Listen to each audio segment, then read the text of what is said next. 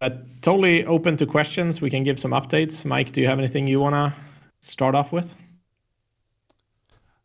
Um, oh my gosh, I'm being put on the spot. No. I I, mean, I I'll answer a Max real quick. Max, I could probably do it the entire Discord stage if he wanted me to, but I don't think anybody does. that makes it funny.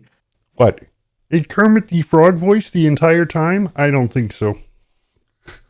I need to get something like that.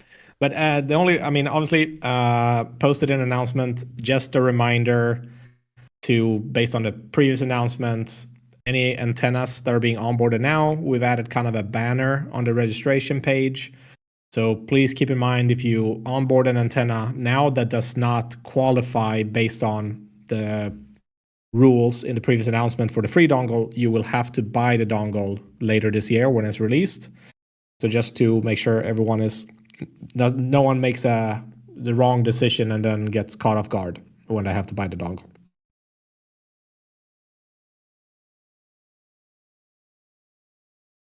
Let's see. But outside of that, I mean, what are we working on? Lifetime rewards seems to have been well received. Hopefully everyone is happy with that feature update. I know the ranking also shows now for everybody, so pretty cool to see. I saw some people that were like number one out of over 100, which is pretty impressive. And we will have a lot more feature updates actually coming before too long. So it's going to be an exciting couple of months, both with features and announcements and all kinds of stuff coming out. So really looking forward to the next 2 months. Just keep in mind that we've mentioned before the calculations and stuff may change over time. We're constantly reevaluating how beta is going and what might need to be tweaked here and there. So, yeah, exactly. But I see some people writing. Does anyone have any questions that you feel like haven't been answered properly?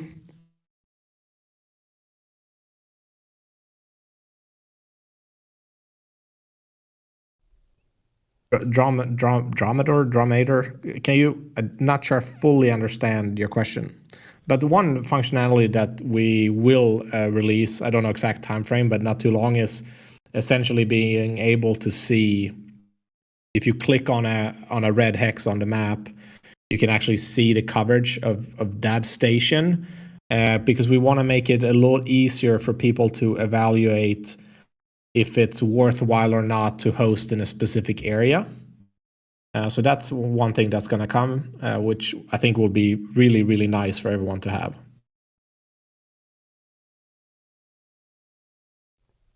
I think Dromater's basically asking, like, once we reach the 2000, then what happens? I'm guessing. Oh. Yeah. Okay. Yeah. So when we reach 2000, the registration will be locked for the current types of devices. So like the build your own, the Pies, or the sense reusing the sense caps and stuff like that. It's all good, Dromater.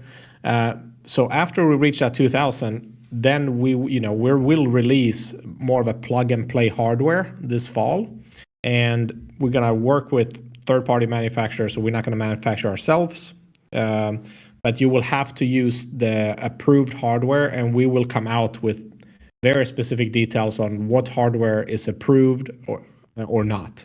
So if it's not on the approved list later this year, like, you cannot use it. But everyone that's in here now until then will be fine. After that, you can keep using whatever device you're using now. You're going to be fine. Kwai Kaga. Yes, it probably could be enhanced to show who gets that, which stations are getting the free dongle and everything. You are probably correct in the last part, though. Is it a bit of work for not much reward? Probably. I mean, at this point, we're going to have, as Robin just said, people that were on board prior to the 5th of August, prior to the announcement, will have a free dongle coming. That's everybody. You don't need to ask us in a ticket if you're included. If you were online prior to the 5th of August, kept your station up and everything, you're included. If you're after that point, you will be required to buy the GPS authenticator. There are a group of people as well who were caught kind of unawares that had shipping stuff going on. They are getting some exceptions if they ordered during the proper time frame and are able to get their stations online within, basically by a deadline. So that way they'll get one as well. So going through those different options and marking who has what, it is a bit of a code effort and probably not worth too much at this moment. Yeah, exactly.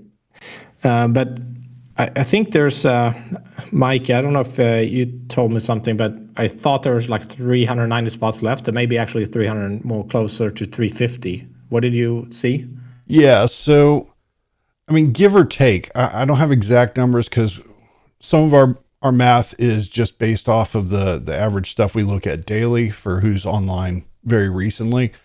But at this moment, let's just say approximately around 1,600 stations online. We have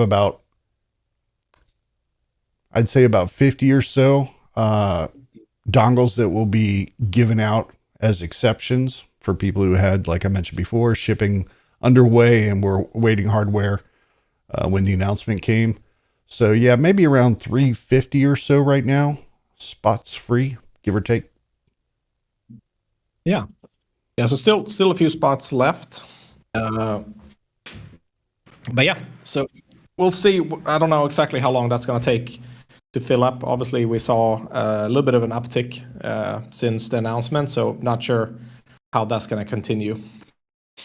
Yeah, and like in Discord, somebody asked yesterday. I mean, I don't want to throw out numbers or projections because the moment I say, yeah, it should probably take a month or it should take 2 months or whatever the number is, we could have, 100 stations on board in a day due to some announcement or some whatever, just some buzz or some video that gets put out on YouTube. And all of a sudden our projections are completely wrong. So we hesitate to actually give any kind of target estimate of when it might fill up. That's going to be entirely up to the community. Exactly. But yeah, I don't know. Like it's been so close since the last couple of stages. Oh, that was an announcement we actually. So we are gonna have because like we have so much to do now. We're gonna continue with these stages, but for a little bit, at least during the next 3 months, we will need to do them for sure on a monthly basis, and then we'll do some impromptu in between. But obviously, I had to reschedule this one on Tuesday. It's just crazy busy. So they're gonna be on a monthly for sure. Some weeks will be more often, or some months, but just an FYI. So not for sure every 2 weeks during the next 3 months anyway. Yep. Uh, Cello? yep. See, go ahead, Mike. Where are you? Cello at 38 after the hour. Do you have in mind that the Raspberry Pi ports are very near each other? Dongles are too big. They may not fit together, blah, blah, blah. Yeah. We've covered it before. We are definitely aware of potential spacing challenges and whether this will work out side by side. I mean, honestly, even side by side is difficult for a lot of stuff on Pis unless they're very thin. Sometimes you got to do that, whatever you call it, catty corner, diagonal, where you have like a top right and a bottom left. But we are very aware of it.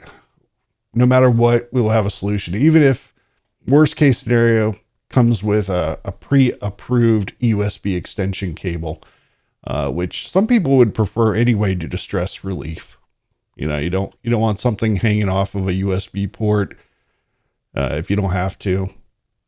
I'm actually one of those people that just jams in the USB port and hopes for the best. But I get that there's a lot of people that want some kind of stress relief and they use USB extensions. So we will make sure it works. Perfect. Let's see.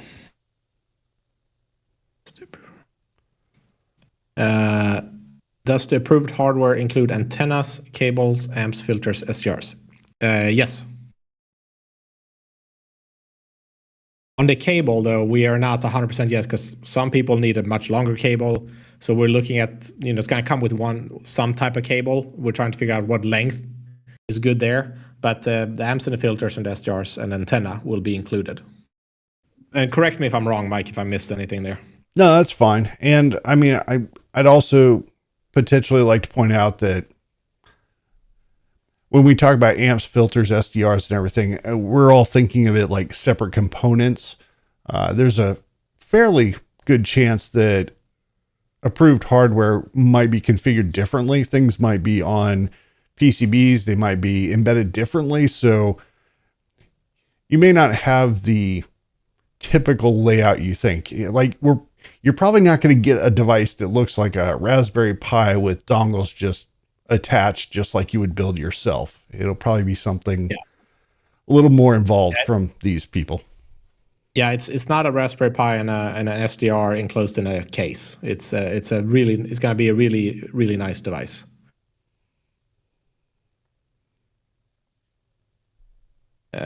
When will we can check covers all station around? I don't know the date, Drometer, on your question exactly. It's in the works right now. I've seen it. It's not too far off. But I can't tell you an exact date. But a couple of weeks, maybe 3 weeks, something like that. It's not too long. Sirov, are you planning some action for deployment in places without any devices? Yeah, so we are working on some ideas for this now. Obviously, we've already seen some people kind of hosting devices in other places of the world, which is really cool. At some point, especially based on customer input, if there's specific areas, maybe some higher area rewards or bounties for specific things. But yeah, so we are planning on that. But the plan initially was to see kind of like what's the organic spread of devices. And then, if you look at most deep-in projects, they kind of follow the distribution of the Helium Explorer because that's where most of the believers and adopters and the early adopters are, which is really cool. So when we see that, okay, there are some areas that are going to be really difficult, we're looking at some ideas for that at the moment. Let's see some more. Yeah, of course. Yeah, it's, but we see now, like, obviously some really important areas down the road will for sure be, Africa, super important, very hard to get, challenge with infrastructure on some areas. Parts of South America, super important to get. Obviously, US and Europe are also very important, but obviously we have much higher adoption there. Parts of Asia, New Zealand is actually really good for us to have because most other people don't have it. So it's really cool that I think we have 7 antennas in New Zealand, which is really exciting. Parts of Middle East, we're getting some antennas there now, which is really neat, but that's also a very cool area. So yeah, I mean, where you don't see antennas, those are generally harder to get areas. Also saw really cool antennas out on like some islands, things called Azores, in the middle of the ocean. Got one on Maldives, which is super cool. So like if you have someone that that lives on this little tiny island in the middle of the oceans, that will be a good host. Yeah, and I'll comment that we've had people reach out to us that are participants that are trying to get them in some of these not commonly covered locations. And it's pretty interesting to see some of the locations people are coming up with. Like Robin mentioned, literally middle of the ocean, small island. And you think, what's the big deal? Like you're probably not going to catch some of the aircraft messages, obviously, between whatever shore they're coming from and then the island. You capture some, and then you're going to miss some until they get to the next landmass.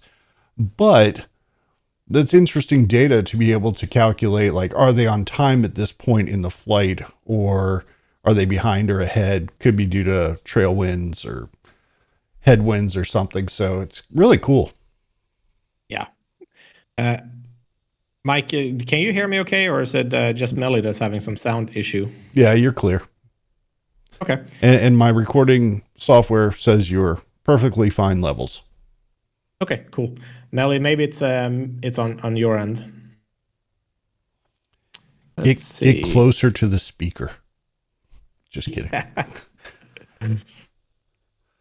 Let's see. I'm reading hack this and that. Hacking this and that. Yeah.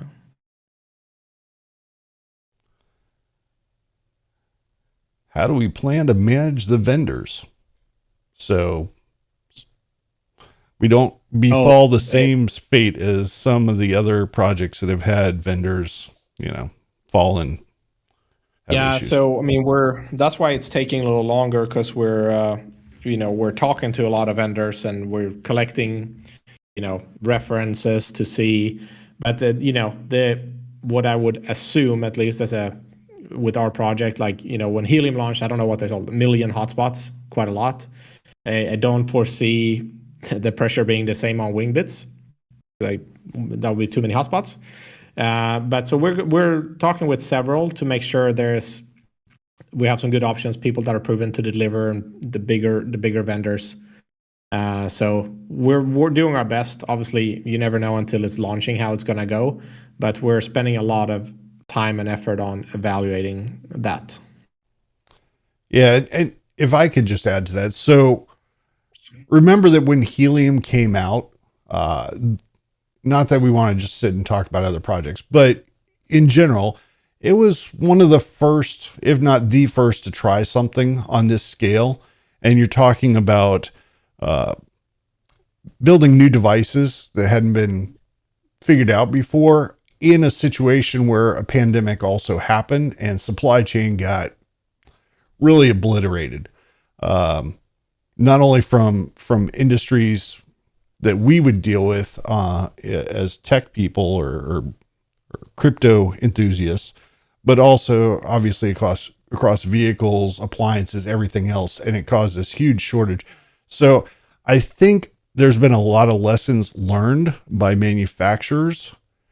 And so even manufacturers that you might have questioned at one point might be able to do something different now, just due to the different supply demand learned experiences. I'm not saying that that's happening with us, but I'm just saying in general, keep in mind things were a little crazy for a few years, so it might be better now, or it is better.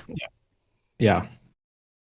See, ancillary, is Russia allowed to have coverage or conflict? So we don't have any, bans. We're not politically involved. Like, if someone has an antenna, they want to host it anywhere in the world, it's allowed. We don't know if it's allowed for them to host it, but we don't have any restrictions on who can host an antenna or where. Dromater, what if I need to move from my actual place, all your hardware, move to another place? No problem at all. Just relocate everything, bring it online, update your location on both the site and on the station itself. I actually talked about this in Discord last night.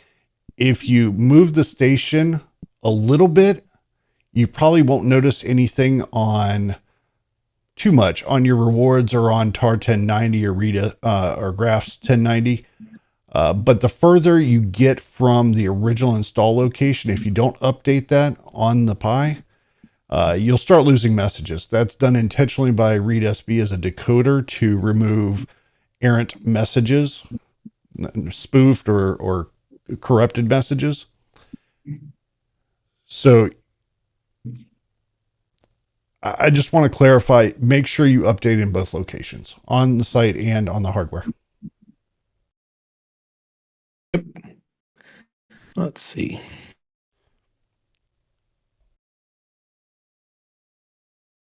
Jim Bob, will we only be able to use approved antennas, filters, amps, SDRs, or substitute our own? So on the antenna, there will be the way it looks right now, an additional port. If you want to use your own antenna, not the one that comes with it, you can do that. I can't say more on that one for now. Like, it's not going to be super customizable, honestly, because that's why we're testing it so heavily to make sure it's really good.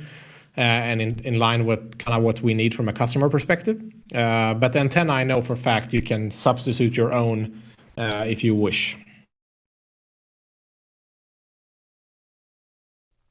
Which might be valuable to people who already have a station set up, want to convert to the new hardware, but they've already run their line, they've run their antenna, it's mounted. Yeah. Yeah. And I know, I mean, some people in here have built some amazing antennas of their own. Maybe they believe those are better, and then they can use those antennas.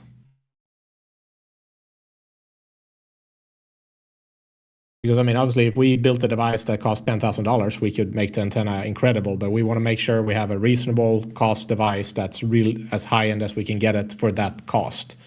There will always be edge cases where someone is, really knowledgeable and is willing to go a little bit further out of the way to maybe create an extremely good antenna. Then they should be able to use that at least.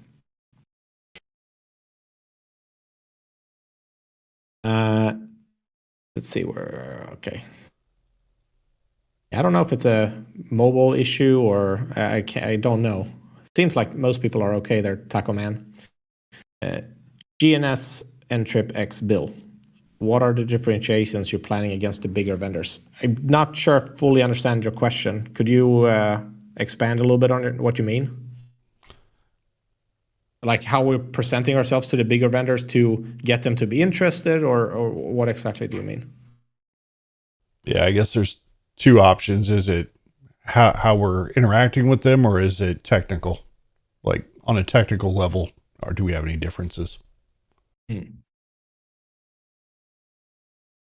see.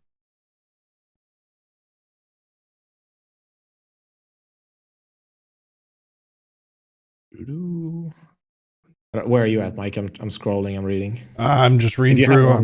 I'm at Fate at 53 after, where he's commenting to GNS. You can go ahead. Oh, he's commenting there. Okay.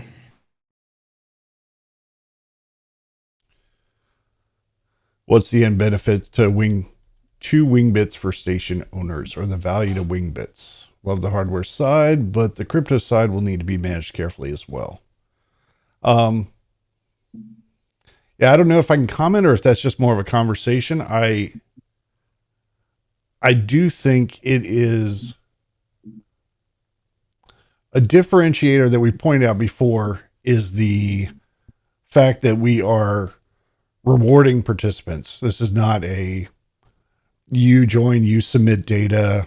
The company benefits from that data. You might get VIP access to an interface, or you might not, depending on the project. So one way we're trying to obviously differentiate is that from a participant perspective, you're not just giving out stuff for free. You will be rewarded with tokens. And we also look to build an infrastructure and an interface that gives you really good tools to interact with what's going on. Yeah. I mean, obviously the benefit to Wingbits, like all flight tracking networks, is really only as good as the community. And like when we looked at like how do we reward a community, like it makes the most sense to do it this way.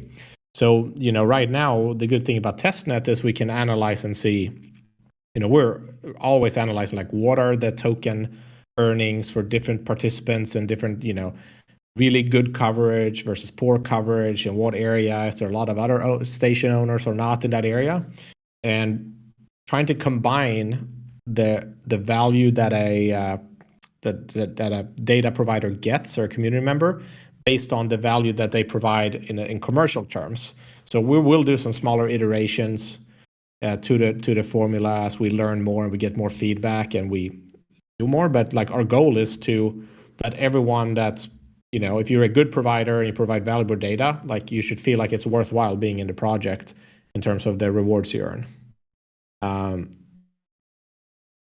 Yeah, the crypto side is difficult to manage because, in all honesty, like it's still, even though crypto's been around now for a while, if you compare it to the traditional business side, like it's still a very young segment.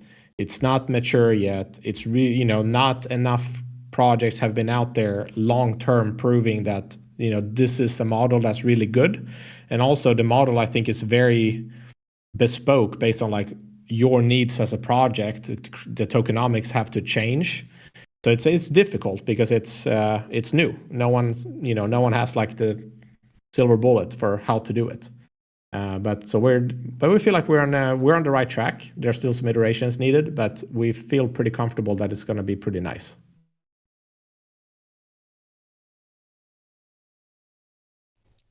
Can you make a 1 minute summary on what is attractive to potential data buyers, being Wingbits versus being some other network? Yeah, absolutely. There's actually multiple things. One is being that, in our network, because there is a clear, if you have a better setup in a better location, you have more coverage, which means more rewards. So we have each individual station itself is on average much, much better performing than a station in an average station in other networks, which means we can build more coverage with a little less devices, which is super nice because it means less duplicated data coming in. So the latency is quite a bit lower. And then obviously we have not built this functionality yet but I think everyone knows that in the light paper, there's going to be an uptime level that's going to go to 100. People start at 75. Each day online adds one. Each day offline deducts one. But having a higher uptime on the network as a whole is very valuable to the customers. We also, bringing some new people into the space, which is super valuable to, you get new data, new stations that maybe don't exist anywhere else. So those things are super important. And it also makes sense long term because I think a lot of people in the world are waking up to thinking that why am I giving away all this data for free? Why am I doing this? And these companies are making millions of dollars and I'm just doing this for free. So I think in general, whether it's crypto or not, like over time, it must move to where the incentive of the company is more aligned with the incentive of the people providing the value. So I think just when they look at it, no one has done anything innovative in this space for like 10 to 15 years.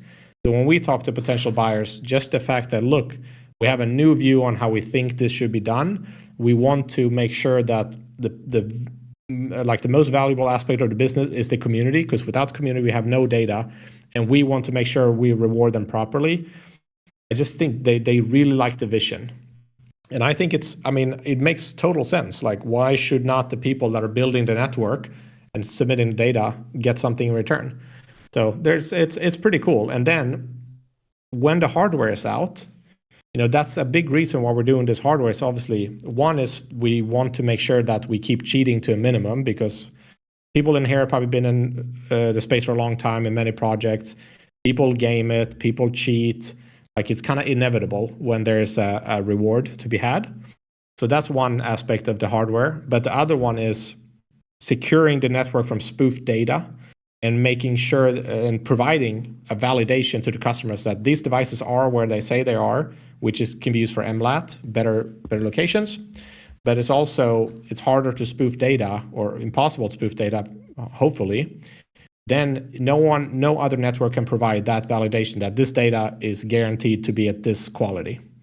So that's going to put us in a very, very good position versus all the other networks.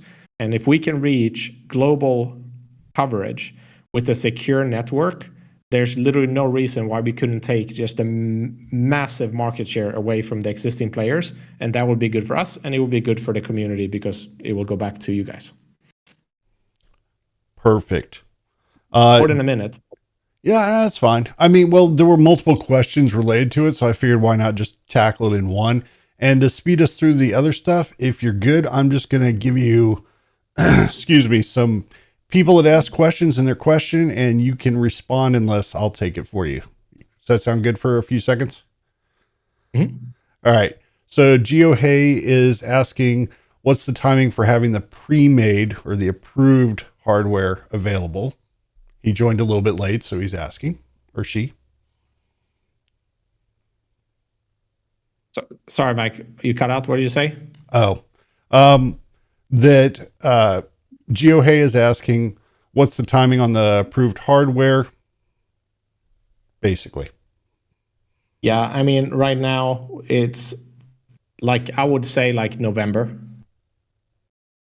It's a very reasonable guess. It's not going to be much later. Could be a little earlier, but in that beginning of November is probably a very good estimate. And just to clarify, that is approved hardware, not just a GPS authenticator dongle. Yeah, that's not the dongle is not the approved hardware. The dongle is only for now for these 2,000 devices. Good. Just wanted to clarify. GNS, you made a follow-up statement. I think I'm getting the intent of this. You're saying maybe we're a Me Too project and not selling data. And I think that what Robin just talked about should clarify. We obviously are selling data. That is the intent of the project. Yeah, not sure what the Me Too project is referring to, but yeah. Anyway, as Cello said, yes, there's no timing. If we're talking about the build your owns, for anybody that's thinking about that, as we alluded to at the very beginning of the stage, there is no set time schedule. It is simply a number limit. And then we will stop at that moment once we reach that number, 2,000. Paul Garrick has a question for you. When your devices are released, will the cost be paid in wings or US dollars or something else? It would not be paid in wings. So it would be, I would say, either dollars or euros or maybe like a stable coin. Yeah. So again, the dongles will be I should call it GPS authenticator dongles or USB devices. Those will be done through us for the remaining amount up to the 2,000. Those will be through a regular fiat payment through the site, just like you would reserve a hex. Same kind of idea. You can pay with a credit card, pay with whatever. The other devices, because there's been a lot of questions over the last week or so, the other devices we will not be selling. The approved devices, we're not going to have a Wingbits store with, 50 different products from 50 different people or anything like that. We do not want to be in the hardware business. We want to focus on data. We want to focus on our community and getting tools and stuff good. So we're not going to be the hardware people. We are simply making sure that the devices are what they need to be in order to provide quality network participation. They will be sold by the other suppliers, manufacturers. Unless I'm wrong and Robin's about to tell me. No, you're right. Okay. Let's see where we at. 0F is asking. I notice I'm echoing through your speakers, so I'm trying not to talk that much.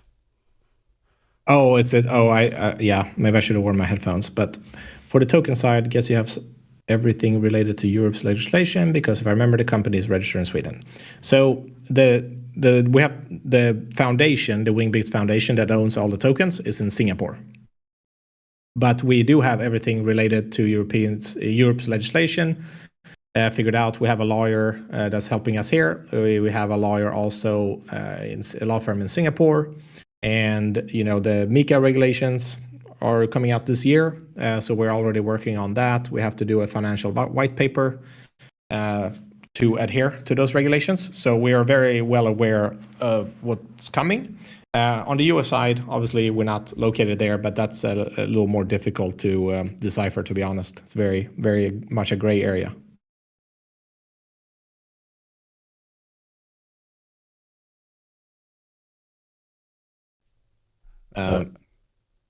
GNS, I don't know what your question marks are related to.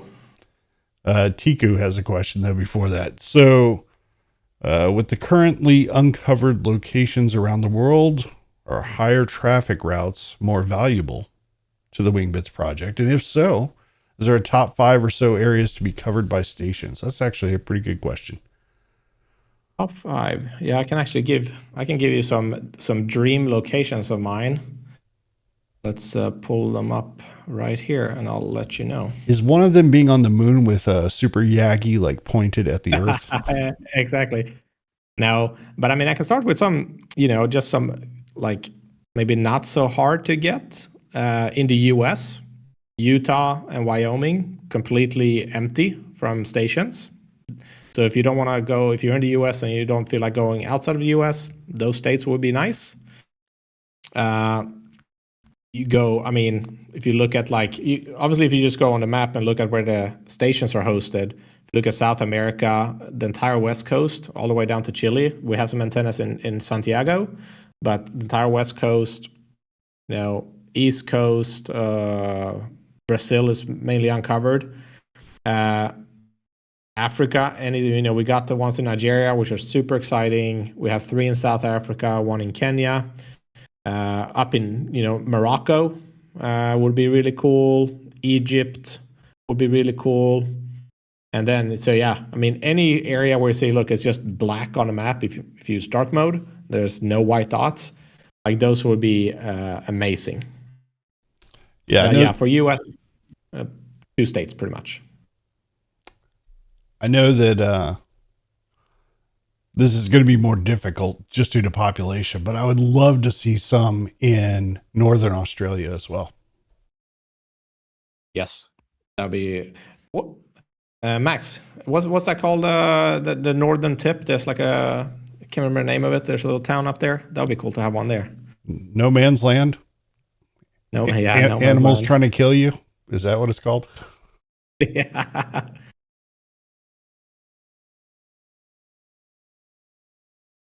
Yeah, Fate. I mean, obviously we're still in testnet, so no one really knows yet. But obviously, our absolute goal is to make everyone feel like, oh, this is nice, and this feels like a more fair deal than the other networks. But I mean, they do. Flight Radar. I mean, they have it's fun. Like I use Flight Radar. I look at it sometimes. Like it's really good. But obviously, like we also want to improve our user experience and interface over time to make it even better. So then hopefully you can earn both the rewards, but also get access to a platform that's even better and more fun to use. Just to keep track on time, I only have 3 more minutes. I forgot, so I have a lot of questions. Okay. Next time, first stage, we'll give an end time just so we're clear.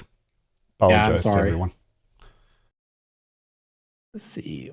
Will the site updates for setting up shipping to be people in earlier? Yeah, so we will let everyone know when it's kind of ready to start submitting your shipping or shipping address and stuff like that for the dongles, whether free or purchased. You'll have plenty of time to fill that out. Be hard to miss, but it will be for the free ones. It will just be like a simple checkout process where you provide your details at 0 cost, so we can kind of collect all the addresses.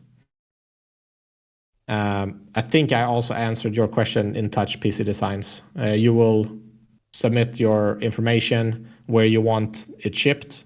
If you have multiple antennas, if it's easier to ship to each one, you can let us know. But yeah, so it'll be pretty simple. All right, then I guess we're down to last minute questions. Yeah. Moon coverage. Ancillary, if you get moon coverage, you'll get a special badge saying first man on the moon in Wingbits.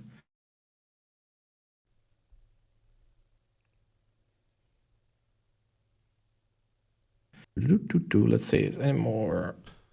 Hey, Alpin, just so you know, go ahead and do that. We've also got somebody else that's working really hard to do a fleet, and some of South America is the target. So it's interesting to see people really trying to push down that way.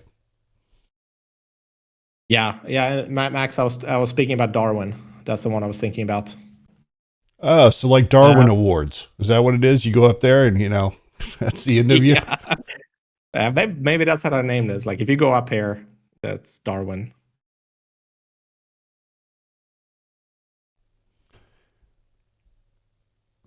All right. Well, unless there's anything else, I guess we should close it down. And again, for anybody who joined late, these are going to move to a monthly schedule, except for situations where we need to have one more frequent due to announcement or something else. So we will schedule the next one in advance, probably a couple weeks in advance, just so everybody's aware and can have time to schedule and join. And thanks, everybody. Yeah, thanks so much for being here, everybody. Really appreciate it. See you guys.